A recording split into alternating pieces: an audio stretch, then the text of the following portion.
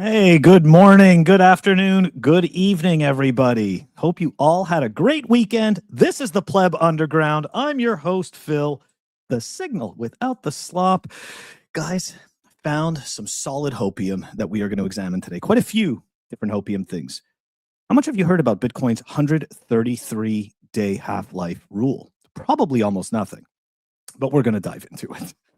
We are also going to take a look at some power law hopium, some gold hopium. We've even got some Tulip Mania hopium, right? Because of course, we just keep hearing the same arguments over and over again. So why not debunk them over and over again? We're also going to take a look at, there's a lot of haters that say that nobody accepts Bitcoin as payment. But the problem is that people are accepting Bitcoin as payment more and more. We're going to take a look at that. We're also going to take a look at some news from the state. That's right. There's a thing that happened with Oklahoma, but there's also this attack on self-custody that was from last week on Friday, and I just wanted to dig into that because that is not so cut and dry. We're also going to take a look at some cool stuff in the Bitaxe space and a Samourai update. That's right, guys. Letter number 3 came out, and we are going to read it.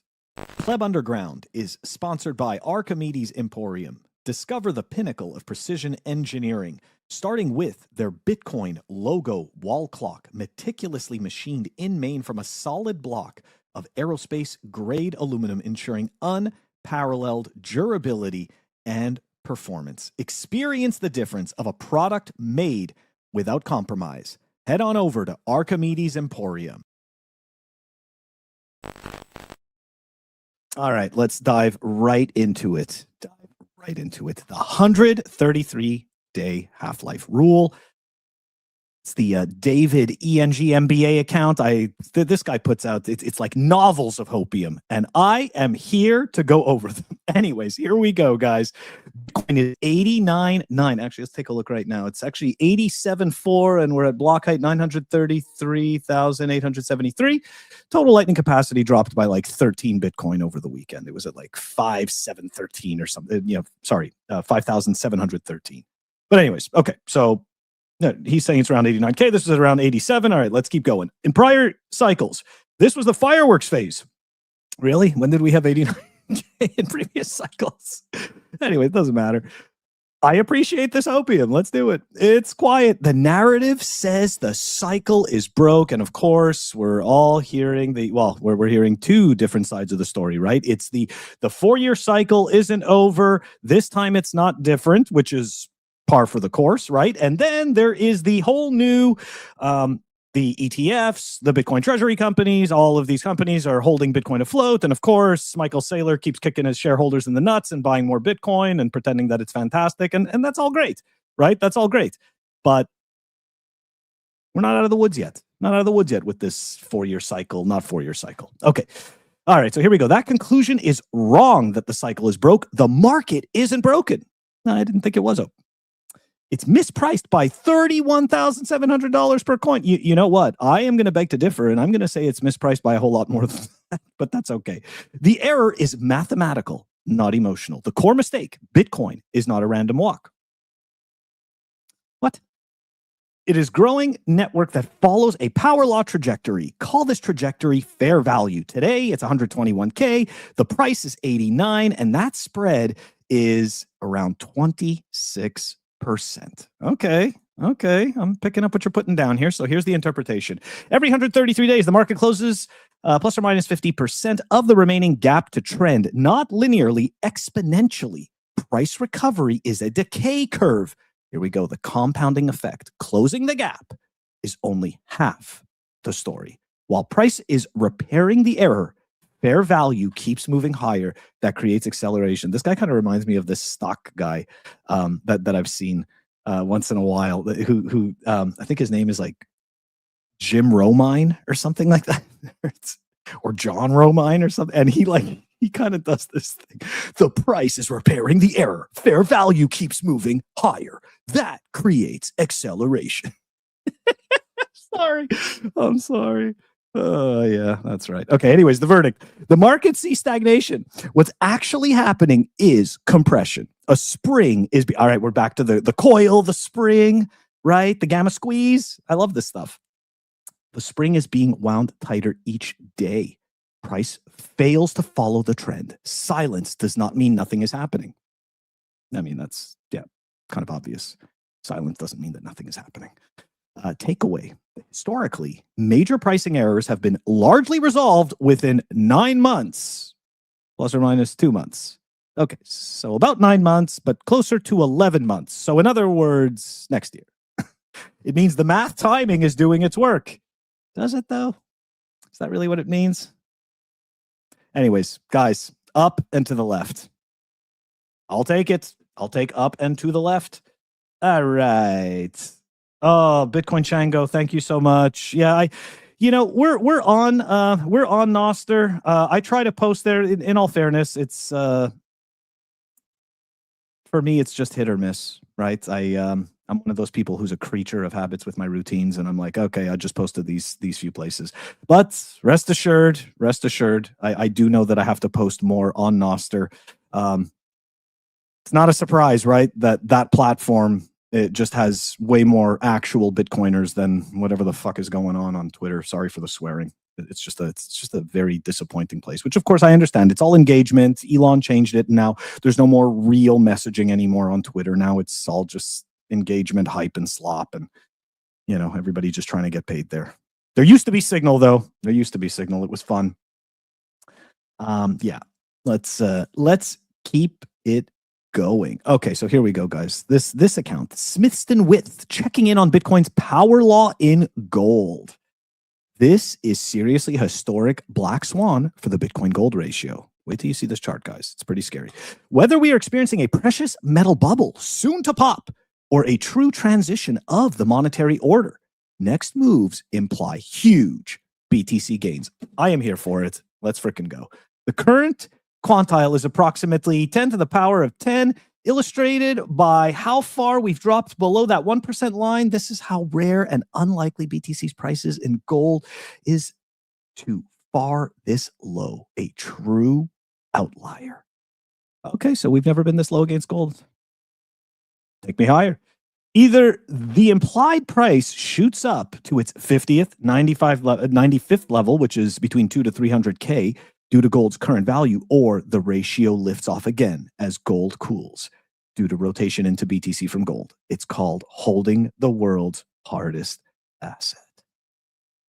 I mean, look, when you put this thing in the power law, I'm sorry, but this chart right now, it doesn't inspire confidence for me. However, it does tell me that if I am stacking, that this is probably, in terms of gold, this is probably a good time to stack, right? BTC is relatively, lower valued. But I mean, we totally broke all of their little magic rainbow lines, and that's probably not very good. Either way, I'm still here. I'm still bullish. I don't really care. Good luck stopping Bitcoin. Good luck stopping Bitcoin. Okay, here we go. Some Luke Broyles Hopium. Let's do it.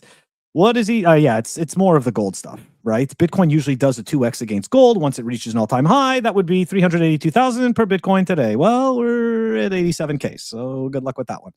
In reality, probably 250 to 500K, depending on what gold does. Don't sell your Bitcoin hoping it goes to 40K.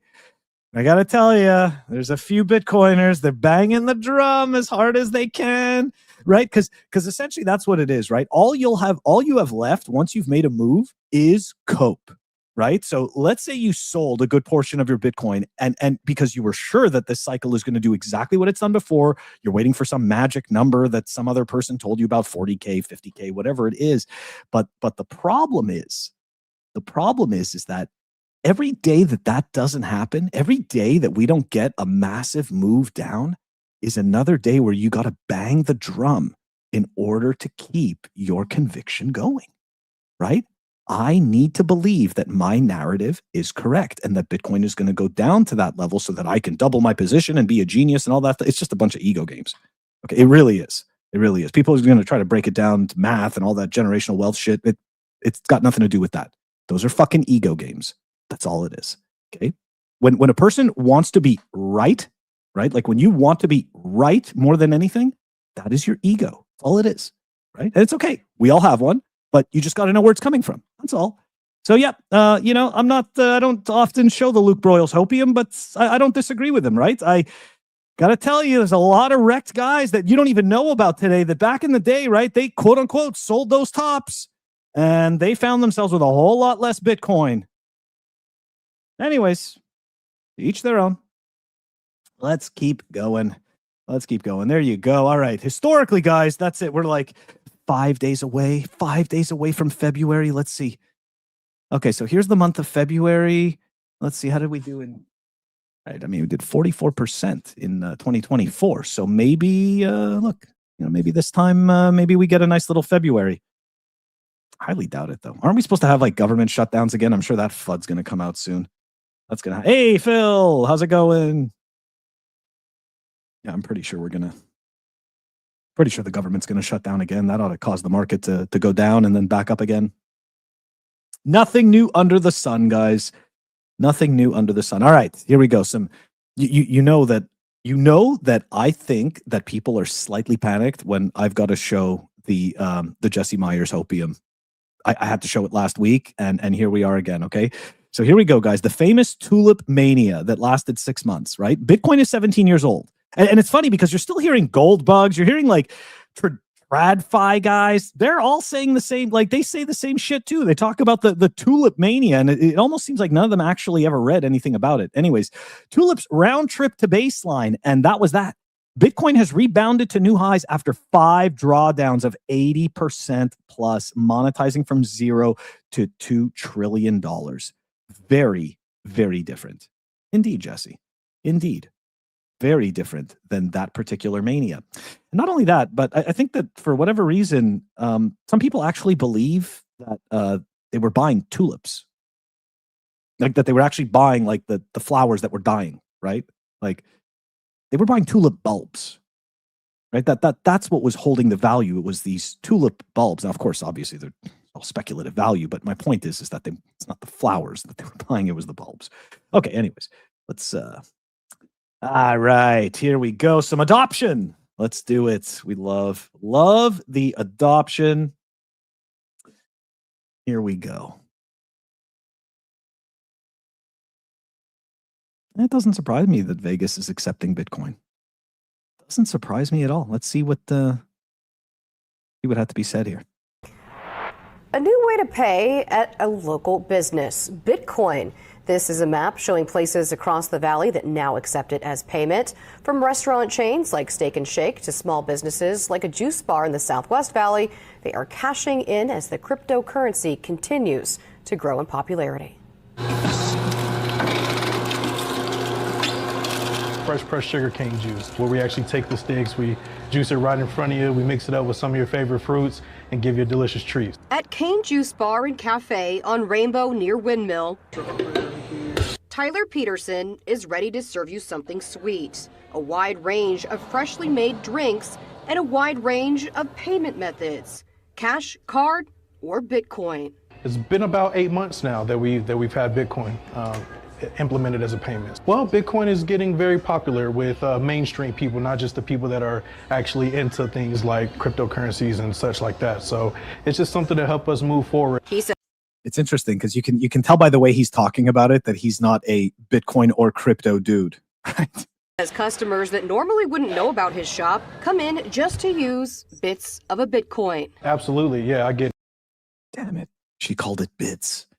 I know that the angry Chihuahua, if he watches this episode, he's going to be thrilled. He's going to be like, "I told you so." It's bits. It's not. It's sats. Deal with it. Calls all the time. The reporter's wrong. She's just a normie. People come in, they inquire, and they ask me if we're accepting Bitcoin. So actually, some customers we have generated off of accepting Bitcoin. That Bitcoin map is helping us out a lot. There's an array of businesses that are currently available for Bitcoin payments. Everything from medical practices to juice bars like we are here today, children's play places. Jeremy Kuwerchi, Bitcoin consultant with Sovereign, says paying with Bitcoin is simple. Just a few taps on a phone. At the time of checkout, you say you want. Yeah. All right, we didn't watch the whole thing, but it's good stuff. could totally tell, right? The difference between someone who's an actual Bitcoiner talking about it, like some normie talking about it. It's fantastic. And just to give a frame of reference, for that video, it's not just this like one thing, right? In Vegas, there are now more than 5,000 verified Bitcoin accepting merchants in the U.S. And Wicked, for the people who don't follow him, he does excellent charts. He pretty much gives this all away for free.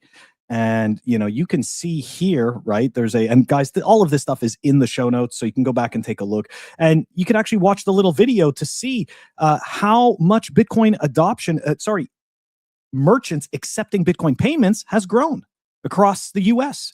So this is happening, right? This isn't the 5 years ago, the 6 years ago, where like the shitcoiners were like, yeah, nobody's ever going to use Lightning, nobody's using Bitcoin. Guess what? Okay. That number, the Lightning capacity, hasn't budged. Now, some people may say, well, Lightning has failed because there isn't more. I'm going to say that Lightning is succeeding because the baseline of how much Bitcoin is, again, in publicly available channels, has baselined. It isn't going down.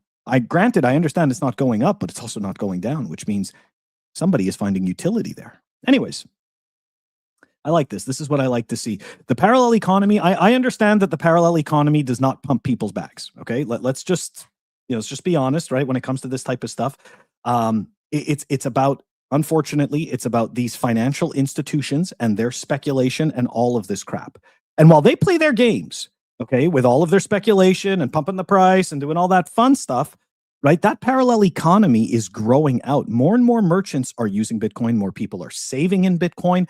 And eventually, right, that starts to matter a whole lot more than the fake little thing that Wall Street created for their little friends, right? That little Bitcoin in a box, the safe Bitcoin in the system that is predictable in the system and that does what the bankers want it to do, which is they want the price to go up or down. That's it. Everything else about Bitcoin doesn't exist for them. They don't care about any of these other qualities. Anyways. All right, let's dive into this ridiculousness. Okay. So, may have seen this last week. The Senate Agricultural Committee has removed all language that would have explicitly protected the legal right to Bitcoin self-custody from the latest version of the crypto market structure bill. And as soon as I saw this, I went and I queued up my Senator Warren video from 2024 where she sat there and attacked self-custody. I'm like, yes, I'm finally going to get to use this. Unfortunately, after doing a little more digging, right? Under the Digital Asset Market Clarity Act, because essentially it's not cut and dry, right? It's kind of like it's like a bill and an act, and they're mixed together, and they both could use different parts. But the point of it is that Section 22, the protection of self-custody, right? And this is all and guys, it's all in the show notes. You can go take a look. This document is current. Okay, it's not an attack on self-custody. Granted, I'm not saying that the governments are not attacking Bitcoin. I truly believe we are in the then they fight you stage. I'm just saying this is not that at the moment. So, United States individuals shall retain the right to maintain a hardware wallet or software wallet for the purposes of facilitating the individual's own lawful custody of digital assets and engage in direct peer-to-peer transactions in digital assets with another individual or entity for the individual's own lawful purposes using a hardware wallet or software wallet. So, it's fake news, okay? It's the whole that the wording has been removed and that they're attacking that it's fake news. I'm not saying that they are not going to attack self-custody. Indeed, if you've listened to Elizabeth Warren and her supporters, you know that is one of the things they want to attack. However, this is not what's happening right now with the CFTC and the wording in that bill at the moment. All right, so let's go. We're going to continue on here, guys. Okay. The state. Ah, yes, the state. So, Oklahoma lawmakers have introduced Senate Bill 2064, which would allow state employees, vendors, private businesses, and residents to voluntarily negotiate payments in Bitcoin. You know what? I've said this before. I'll say it again. For me, I don't care about the federal government. don't care about state governments either. However, state governments affect us more in our lives, I believe, than the federal government. And for that, you know what? The state government, I'm kind of a little bit more, I'm warmer to the idea of the state government accumulating Bitcoin in order to hopefully make services better, right, for their constituents. I mean, it's almost like you got to pick the lesser of two evils to a certain extent, because you can't stop your enemy from buying Bitcoin. You can't stop the state from seizing it. So who would you rather have? The federal government holding Bitcoin, or the state government hopefully, dare I say, purchasing Bitcoin with budget surpluses? Is that even possible? I guess that's possible. But if they start seizing Bitcoin too, right? If we start seeing state governments do that, it's not going to be fun for anybody. Not fun for anyone.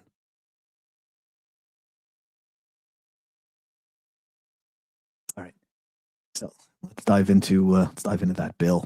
Certain firms from certain licensing requirements authorizing state employees, private businesses, and individuals to negotiate and receive payments in Bitcoin, authorizing certain employees and vendors to elect to receive compensation in Bitcoin.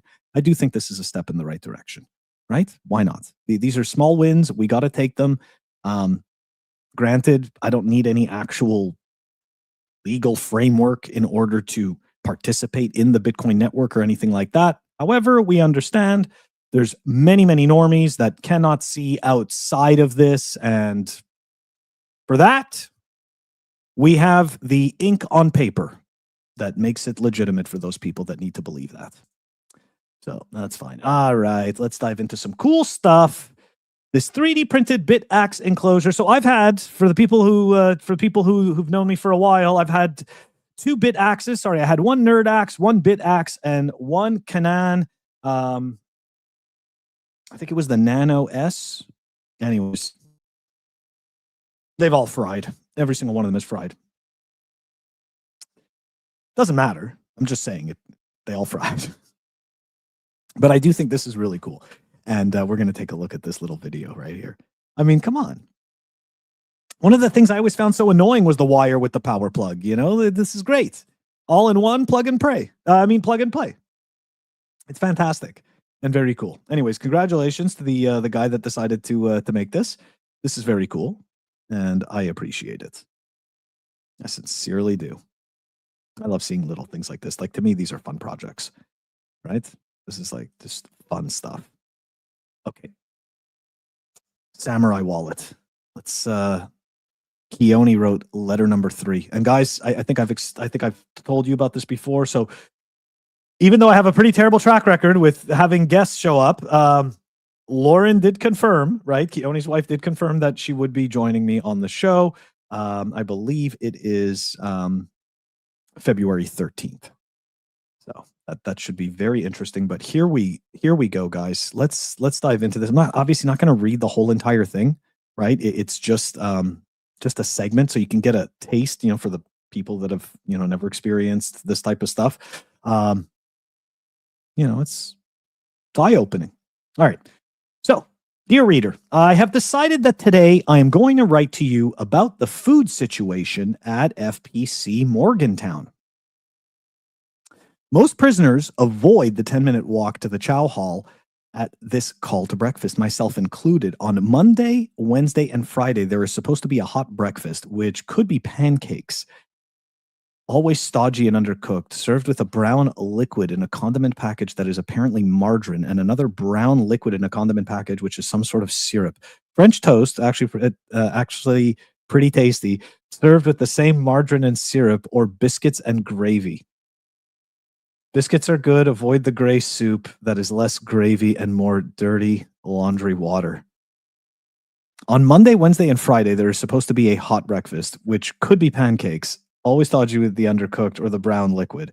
Every other day is what we call cold breakfast. This consists of some sort of bran flake so stale it is reminiscent of eating cardboard. The food quality generally is quite low. I have heard from kitchen staff that many boxes arrive in the kitchen labeled not for human consumption. Guys, the link is in the show notes if you want to read the entire letter. If you feel compelled to do so, please sign the petition as well. If you want to donate to them, you can do that. The link is in the show notes. Guys, that is going to do it for this episode. Guess what? Tonight, 8:30 p.m. Eastern Standard Time. It's Eastern Time. Are we in daylight savings? I have no idea anymore. I don't think we're in. Yeah, we are. Whatever. Anyways, 8:30 p.m. Eastern Time. Bitcoin tonight. Myself, Humble Warrior, and Sir Ulrich. We will all be together. We are going to be talking a whole lot of smack, a whole lot of drama. Come and join us. If you want to throw questions or anything like that, the chat is live. The chat is open. This is part of it, right? Like the whole. Well, one of the main reasons that we do our shows this way and that we've gone this route is because it's all about the conversation, right?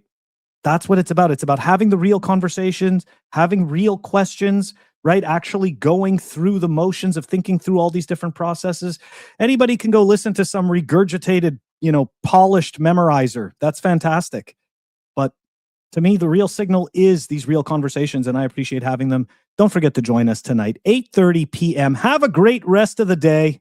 Take it easy, guys.